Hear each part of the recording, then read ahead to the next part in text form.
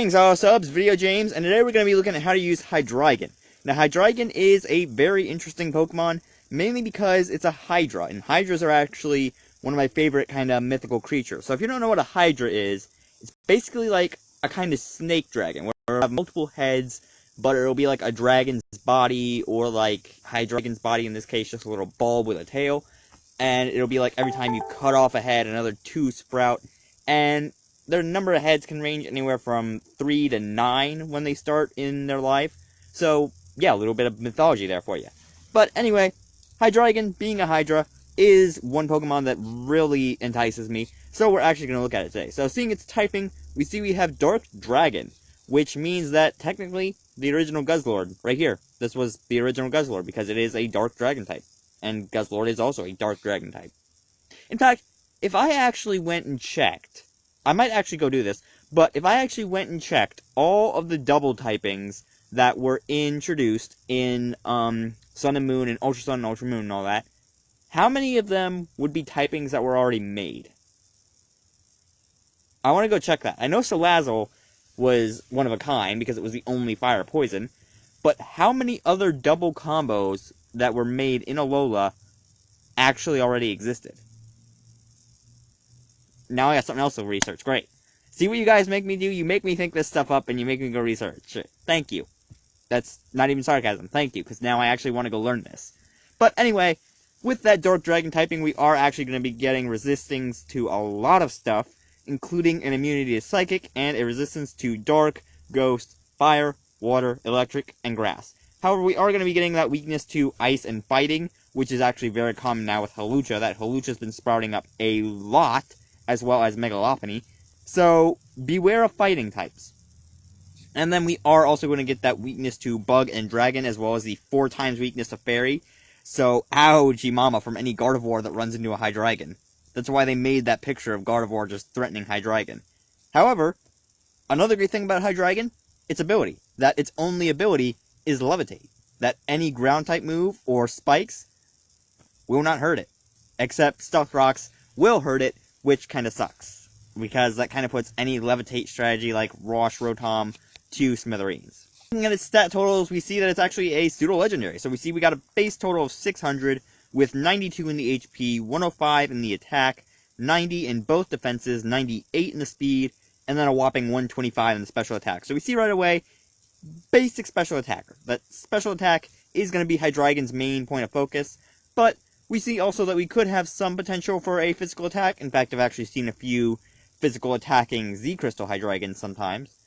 But we do see we also got a bit of bulk as well. We get the 90 in both defenses, so we do got that decent bit of bulk as well. Plus, with 98 speed, we can actually be a very decent tank. So looking at the first set, we see we actually have a Choice Scarf Hydreigon. So we've got 252 in the special attack, 252 in the speed with the modest nature on this one, and 4 EBs thrown in the special defense. We have the Choice Scarf, and then we have Draco Meteor, Dragon Pulse, or not Dragon Pulse, Dark Pulse, Fire Blast, and U-Turn. Sorry for the mistake. Dragon Pulse, Dark Pulse, you can understand. Almost the exact same thing. But basically the idea behind this set is, I don't even think I really need to explain it. It's a sweeper. It's basically just a fast sweeper. But the idea behind this is we have the 295 speed, so once we get that boosted from a Choice Scarf, we are actually going to be extremely fast. And as a matter of fact, we're going to be outspeeding a lot of our major threats. That stuff like Mega Beedrill. That Mega Beedrill only gets 427 in the speed, whereas Hydreigon, when we look at Hydreigon's speed, even with only maxed out speed and no nature, we are going to be hitting in the 440 somethings. So we are actually going to be outspeeding Beedrill. I believe we're also going to be outspeeding a Tapu Koko, I believe. Yeah, we're going to be outspeeding Tapu Koko, because that's about same level as Beedrill. And we are going to be outspeeding a lot of other threats as well, like Greninja. We're going to be able to outspeed that and probably just hit it with a U-turn and just switch out into something else. But then we see we got Draco Meteor just for that massive amount of damage. That Draco Meteor is actually going to be extremely strong. That we got the 130 base power and the 90% accuracy. So we are going to be doing a fair dinkum amount of damage for not that bad accuracy. However, it does have the special attack reduction, so that actually isn't going to be that great. We got Dark Pulse there just because one of the most powerful Dark type moves in the game. That we got the 80 base power with the 20% chance to flinch. so Hydreigon can actually make a very good amount of use of that. We got Fire Blast there just to counter stuff that walls us out, like Steel types. We can counter that. Grass types, counter that. Bug types and Ice types, we can actually get rid of those, so we're losing one of our weaknesses. And then we just have U-Turn as our pivot, that even with our attack being reduced, we don't really need to rely on U-Turn that much, except for pivot.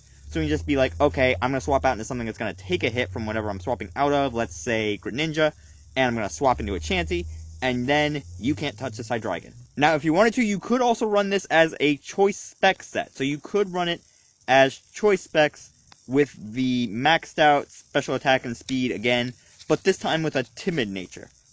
So basically the only real difference here is that we're swapping out speed for special attack and vice versa. So we see that with the timid nature we're actually hitting 324, so we're not going to be actually getting faster than a lot, but we will be getting that boosted special attack and we will be doing massive amounts of damage to anything that we are faster than. So stuff like Charizard, we're actually going to be faster than Mega Charizard, I believe. That is only Mega Charizard Y, though. I don't know about X. X we might actually be slower than. I don't know. But we see that with Choice Specs and Draco Meteor, basically no Dragon's going to stand a chance against that. Dark Pulse, going to get that massive boosted power just from the Choice Specs, and it's going to get that chance to flinch, so it immediately becomes an overpowered Dark-type move. We know Fire Blast, that Fire Blast has that incredible power, that we got the 110 base power with the 85 accuracy and the 10% chance to burn. So it's like, okay, really overpowered Flamethrower. And then again, we just got U-Turn.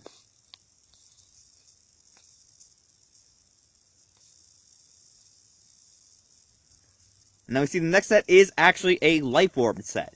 So the idea behind this one is we have the maxed out special attack and speed with the timid nature. We have the 4 EVs thrown in the special defense again, but this time we're running Life Orb with Dragon Pulse, Dark Pulse, Flamethrower, and Roost. So the idea behind this Hydreigon is we don't really want to sweep as much as we do kind of be a late game cleanuper. So basically with this Hydreigon, we have Dragon Pulse there as our Dragon move, that with the Life Orb we're getting a boosted amount of damage to that, plus with our stab we're going to be getting extra damage. So it's not really that imperative that we boost the special attack to even higher levels. Again, running Dark Pulse, best special move on Hydreigon and one of the best special Dark type moves in the game. Flamethrower, just because with our lowered special attack we don't really want to run Fire Blast, because the main point of Fire Blast is basically to overkill. So we want to run Flamethrower since it has more reliability and we can actually get more of damage off on it. And we also have Roost. Now the reason we're running Roost is because with this Hydreigon, we're not going to be outspeeding or out KOing anything. We're going to be staying in for a few battles. So the idea is we get Roost up against something like, say, Toxapex. That Toxapex is going to be trying to set up against us. So we go for our Roost and we try and get our health back. And that's going to end up just roosting up and setting us back up while the Toxapex tries to go for something like Haze or something like that. Or set up a Toxic Spikes or even go for a Recover. And then we can kind of just dish out damage next turn. And then if we get Toxic, gonna have to switch out. There's really no difference to that. But with our Life Orb and Roost, that is going to be one major problem, is Toxic. That if we get Toxic by a Toxapex, we're not really want to stay in that long. Because with the Toxic damage building up, plus the Life Orb damage wearing us down, Roost definitely isn't going to be enough to keep us alive. So we are going to want to switch out if we ever encounter something like Toxic.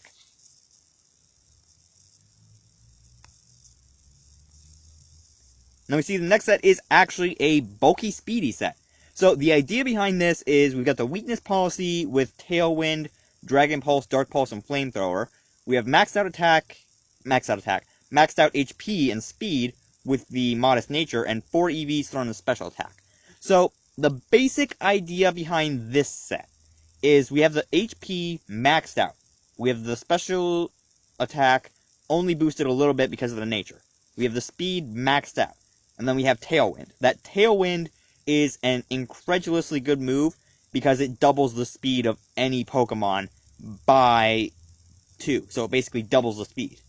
And then we have Dragon Pulse there, massive damage. Dark Pulse, massive damage. Flamethrower, massive damage. Now the reason we have weakness policy is if we get hit by a super effective when we're setting up this Tailwind, then we might actually be able to take it out because we have the 388 in the HP. And then when we look at our defenses, we actually see that's not that bad. so we actually do have the potential to survive a hit, and then after the Tailwind, we're going to be faster than basically everything that's a weakness to us, and then we can just outspeed them and do damage to them. So we see the next set is actually a tanky Hydreigon. Now, there are two ways to run this, so I'll get into that in a minute, but basically, we got leftovers with maxed out HP and special defense with the calm nature.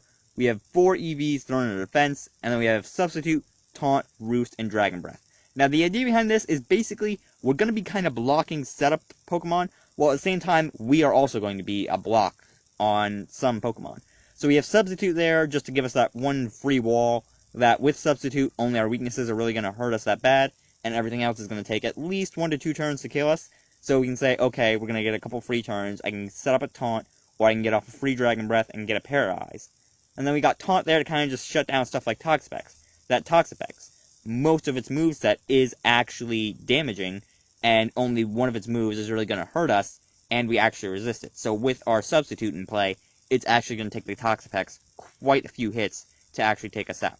Then we got Roost there, just kind of health recovery, that with our leftovers, we're probably not going to be hitting the health recovery that we need to, so we just got Roost there for that extra little bit. However, we will lose our flying typing, which means that Levitate will actually get cancelled, I believe. I believe that Roost cancels out Levitate. And then we have Dragon Breath there as our damaging move. Now, what's great about Dragon Breath on this set is that it actually also has Paralyze chance. So basically, Dragon Breath, 30% chance to Paralyze, so it is a good alternative to running something like Dragon Pulse. That Dragon Breath, since we're not running Toxic or anything, we could run Dragon Breath and get the damaging move for 60 base power and 100% accuracy, plus 30% chance to Paralyze, meaning we're probably going to slow down a lot of stuff that would hurt us, and then we just set up against them and kind of wall them out, and basically just wear them down.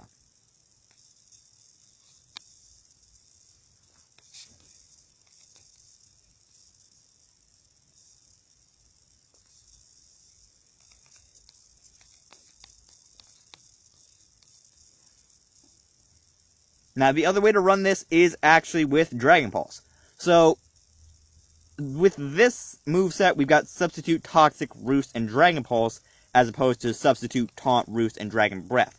So, with this one, basically, we have Toxic as our status move. That Toxic, we have kind of just wear our opponent down, just kind of slowly take away their health bit by bit every turn, with the damage increasing. And then we have Dragon Pulse as our damaging move this time, that with the higher base power, Dragon Pulse is actually going to be favorable over Dragon Breath, because we'll already have a damaging move and a statusing move. I forgot the word for a minute. So we will actually be able to do both at once. But anyway, that's going to be it for how to use Hydreigon. Again, Hydreigon is actually a Pokemon that I really like just because of the fact that it's a Hydra. I mean, I like Hydras. I like dragons. What can I say? I mean, you guys have seen some of my stuff. You've seen how many Dragonoids that I have. But anyway, I'm leaving this episode of How to Use Pokemon here. Again, if you guys have any that you want to see me do videos on, let me know down in the description. And if you did like this video, you can slap the like button as always. And I'll see all you beautiful people in the next video.